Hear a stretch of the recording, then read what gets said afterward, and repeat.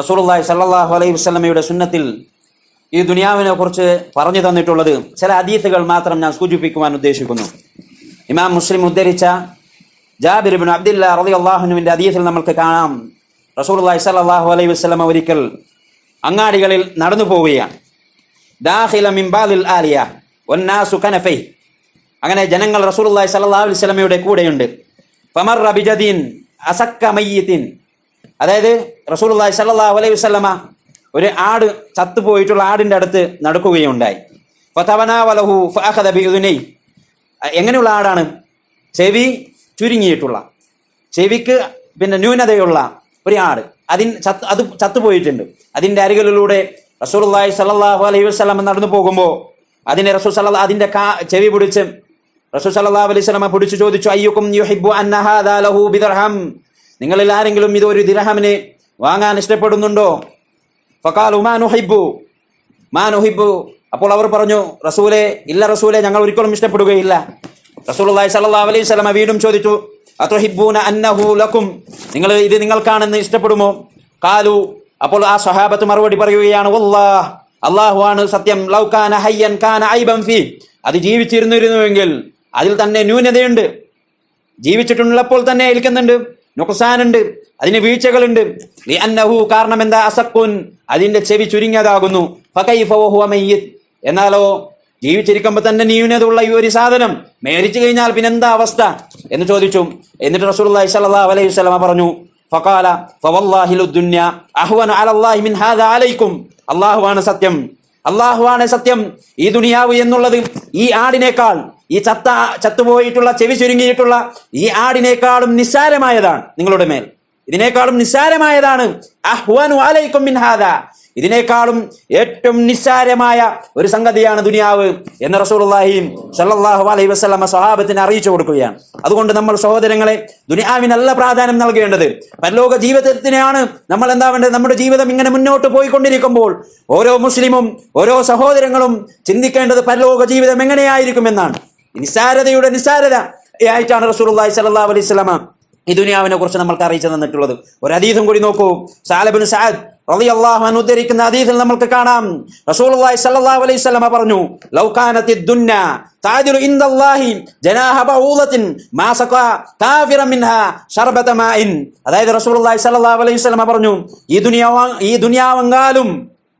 ദുനിയാവെങ്കാലും പിന്നെ ഈ കൊതുവിന്റെ ചിറകിന് തുല്യമായിരുന്നുവെങ്കിൽ, എന്താണ് കൊതു, ആ കൊതുവിന്റെ ചിറകുണ്ടല്ലോ, അതിന് തുല്യമായിരുന്നുവെങ്കിൽ അല്ലാഹു തആല കാഫിറിന് ഇവിടുന്ന് വെള്ളം കൊടുക്കുമായിരുന്നില്ല, ദുനിയാവിൽ നിന്ന് വെള്ളം കൊടുക്കുമായിരുന്നില്ല. അത്രയും കൊതുകിന്റെ ചിറകിന്റെ അടുത്തോളം അള്ളാഹുവിന്റെ അടുക്കൽ ഈ ദുനിയാവ് സമമായിരുന്നുവെങ്കിൽ, അതുപോലെ ആയിരുന്നുവെങ്കിൽ കാഫിറിന് എന്താവുമായിരുന്നില്ല, വെള്ളം കൊടുക്കുമായിരുന്നില്ല.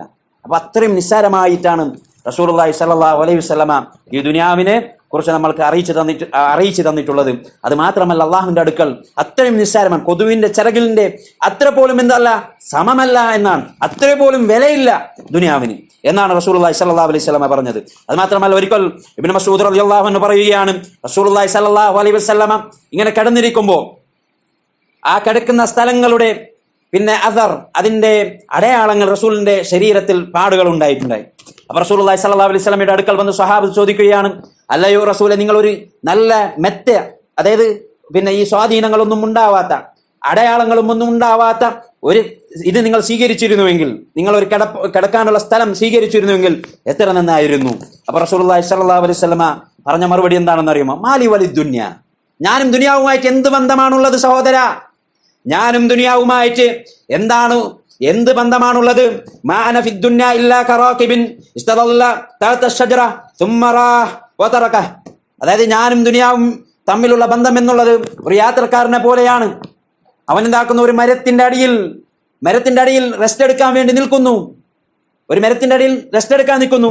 എന്നിട്ടോ അവന്റെ റെസ്റ്റ് ഒക്കെ കഴിഞ്ഞു കഴിഞ്ഞാൽ അവൻ എന്താക്കുന്നു? ആ മരവും ഇതൊക്കെ ഒഴിവാക്കി പോവുകയാണ്. അതുപോലെയാണ് ഞാനും ദുനിയാവുമായുള്ള ബന്ധം എന്നാണ്. അതുകൊണ്ടാണ് റസൂലുള്ളാഹി സ്വല്ലല്ലാഹു അലൈഹി വസല്ലം മുഅ്മിനുകളോട്, സത്യവിശ്വാസികളോട്, സഹാബത്തിനോട്, സലഫികളോട്, മുസ്ലിങ്ങളോട് അല്ലാഹുവിന്റെ റസൂൽ സ്വല്ലല്ലാഹു അലൈഹി വസല്ലം ഉപദേശിച്ചിട്ടുള്ളത്, കുൻ ഫിദ് ദുന്യ കഅന്നക ഗരീബുൻ ഔ ആബിറുസ് സബീൽ, നീ ദുനിയാവിൽ ആവണം, നീ ദുനിയാവിൽ ഒരു സ്ട്രേഞ്ചറിനെ പോലെ ആയിരിക്കണം. സ്ട്രേഞ്ചർ എന്ന് പറഞ്ഞാൽ ഒരു അപരിചിതനെ പോലെ, ആർക്കും പരിചയമില്ലാത്തവനെ പോലെ ആയിരിക്കണം. കാരണം അപരിചിതന് എന്തും ഈ ദുനിയാവ് നേടാൻ പറ്റുകയില്ല. അവനൊരു അപരിചിതൻ മാത്രമേ ആയിരിക്കും. അല്ല എങ്കിൽ ഒരു വഴി യാത്രക്കാരനെ പോലെ ആയിരിക്കണം. കാരണം എന്താ, യാത്ര കഴിഞ്ഞാൽ അതിനെ ഒഴിവാക്കി പോകുന്നവനെ പോലെ ആയിരിക്കണമെന്നാണ്. അതാണ് റസൂലുള്ളാഹി സ്വല്ലല്ലാഹു അലൈഹി വസല്ലം നമ്മൾക്ക് ഈ ദുനിയാവിനെ കുറിച്ച് അറിയിച്ചു തന്നിട്ടുള്ളത്. ഇനിയുമുണ്ട്, ധാരാളമായിട്ടുള്ള ഹദീസുകളുണ്ട്. ഇൻഷാ അല്ലാഹ് സന്ദർഭയോജിതമായി പറയാം. അതുകൊണ്ട് സഹോദരങ്ങളെ, നിസ്സാരതയിൽ നിസ്സാരമായിട്ടുള്ള ഈ ദുനിയാവ് അതിനെ നേടിയെടുക്കാൻ നമ്മൾ പരിശ്രമിക്കുന്ന എത്രയോ കഠിനമായി നമ്മൾ പരിശ്രമിക്കുന്നു. എന്നാലോ വിശാലമായ നാശമടിയാത്ത പരലോക ജീവിതം അത് ബാക്കി നിൽക്കെ നമ്മൾ എന്തുകൊണ്ടാണ് അതിനു വേണ്ടി കഠിനമായി പരിശ്രമിക്കുന്നില്ല? നമ്മൾ ചിന്തിക്കേണ്ടതുണ്ട്. നമ്മുടെ മരണം ഏത് സന്ദർഭത്തിലും വരും. നമ്മൾ എന്താണ് അള്ളാഹുവിന് വേണ്ടി ഉണ്ടാക്കിയിട്ടുള്ളത്? സ്വഹാബത്ത് നോക്കൂ, സ്വർഗം കൊണ്ടവർ അല്ലാഹു തആല അസ്സാബിഖൂനൽ അവ്വലൂന മിനൽ മുഹാജിരീന വൽ അൻസാർ. അല്ലാഹു തആല സ്വഹാബത്തിനെ കുറിച്ച് പറഞ്ഞത് എന്താണ്? ഒന്നാം നിലയിൽ മുന്നിൽ, എല്ലാ കാര്യത്തിലും മുന്നിൽ നിന്നിട്ടുള്ള ആളുകൾ, അവർ അല്ലാഹു തആല തൃപ്തിപ്പെട്ടിരിക്കുന്നു. അവർ എന്ത് ചെയ്തു? ബദർ യുദ്ധത്തിൽ അതേ കാരക്ക തിന്നുകൊണ്ടിരിക്കുമ്പോൾ, ഒരു സ്വഹാബത്ത് കാരക്ക തിന്നുകൊണ്ടിരിക്കുമ്പോൾ യുദ്ധത്തിന് വ്യാഴമുണ്ടായി, യുദ്ധത്തിന് വിളിക്കപ്പെട്ടു. അങ്ങനെ ആ സ്വഹാബത്ത് ആ കാരക്ക വായിന്നെടുത്ത് എറിഞ്ഞുകൊണ്ട് പറയുകയാണ്, എന്നെ സ്വർഗത്തിലേക്ക് തടുക്കുന്ന കാര്യം എന്താണ്? ഈ കാരക്കയാണ് എന്നാണ്. അത് ഒഴിവാക്കി സ്വഹാബത്ത് പോയി. എന്നിട്ട് ആ സഹാബി ഷഹീദായി മരിക്കുകയും ചെയ്തു. പല ആളുകൾ ഈ ദീനിന് വേണ്ടി തല കൊടുത്തവരുണ്ട്, ഈ ദീനിന് വേണ്ടി കൈ കൊടുത്തവരുണ്ട്. നമ്മൾ എന്ത് നൽകി ഈ ദീനിന് വേണ്ടി? എന്താണ് നമ്മൾ പരിശ്രമിച്ചിട്ടുള്ളത്? ദഅവത്തിന് വേണ്ടി കാലങ്ങളോളം നിങ്ങൾക്കറിയാം. നോക്കൂ, അബൂബക്കർ റളിയല്ലാഹു അൻഹുവിന്റെ കാലഘട്ടം, പരീക്ഷണത്തിന്റെ കാലഘട്ടം. അപ്പോഴും അവർ ഈ ദീന് വിട്ടില്ല, ഈ ദീനിന് വേണ്ടി കഠിനമായി പരിശ്രമിച്ചു. അവിടുന്ന് ഇങ്ങോട്ടും നോക്കൂ, ഉലമാക്കൾ നമ്മൾക്ക് കൊണ്ടുവന്ന് തന്നിട്ടുള്ള എളുപ്പമാക്കി ഇന്ന് നമ്മൾക്ക് ദീന് തന്നിട്ടുണ്ട്. ആ ദീനിനെ കുറിച്ച് നമ്മൾ എത്ര പഠിച്ചു, എത്രത്തോളം നമ്മൾ ഈ ദീനിനെ മറ്റുള്ളവർക്ക് എത്തിച്ചു കൊടുത്തു. റസൂലുള്ളാഹി സ്വല്ലല്ലാഹു അലൈഹി വസല്ലമയോട് നമ്മൾക്ക് ബാധ്യതയില്ലേ? ഈ ദുനിയാവിനോട് നമ്മൾക്ക്, ഈ ദീനിനോട് നമ്മൾക്ക് ബാധ്യതയില്ലേ? ഈ സമൂഹത്തോട് നമ്മൾക്ക് ബാധ്യതയില്ലേ? ഉണ്ട് സഹോദരങ്ങളെ. അതുകൊണ്ട് പരലോക ജീവിതമായിരിക്കണം നമ്മുടെ ചിന്ത. ഞാൻ ഇന്ന് മരിക്കുകയാണ് എങ്കിൽ എന്റെ അവസ്ഥ എന്തായിരിക്കും? ഞാൻ കൃത്യമായി 5 നേരം നിസ്കരിച്ചവനാണോ? ജമാഅത്തായി ഫർദ് ഐനാണ് ജമാഅത്തായി നിസ്കരിക്കുക എന്നുള്ളത്. ഒരു പാവപ്പെട്ടവന്റെ കാര്യങ്ങൾ നമ്മൾ എത്രത്തോളം നിർവഹിച്ചു എന്നുള്ളത്, നമ്മുടെ കൂടെയുള്ള എത്ര രോഗികളുണ്ട്, അവർ നമ്മൾ എത്രത്തോളം പരിശ്രമിച്ച് അവരുടെ രോഗത്തിന്റെ കാര്യത്തിൽ അവർക്ക് സമാധാനം നൽകുന്നതിൽ, അങ്ങനെ പല കാര്യങ്ങളും നമ്മൾക്ക് മുന്നേ ചോദ്യചിഹ്നമായി ഇങ്ങനെ വരും, ചോദ്യചിഹ്നമായി വരേണ്ടതുണ്ട്. നമ്മൾ എന്താണ് പ്രവർത്തിച്ചിട്ടുള്ളത് അള്ളാഹ്ക്ക് വേണ്ടി? എന്താണ് ദീനിന് വേണ്ടി നമ്മൾ പ്രവർത്തിച്ചിട്ടുള്ളത്? നമ്മൾ നമ്മുടെ കാര്യത്തിന്, നമ്മുടെ പരലോക രക്ഷയ്ക്ക് എന്താണ് ചെയ്തിട്ടുള്ളത്? എല്ലാം ഓർക്കുക, ചിന്തിക്കുക, പരിശ്രമിക്കുക. അല്ലാഹു തആല നമ്മെ അനുഗ്രഹിക്കുമാറാവട്ടെ.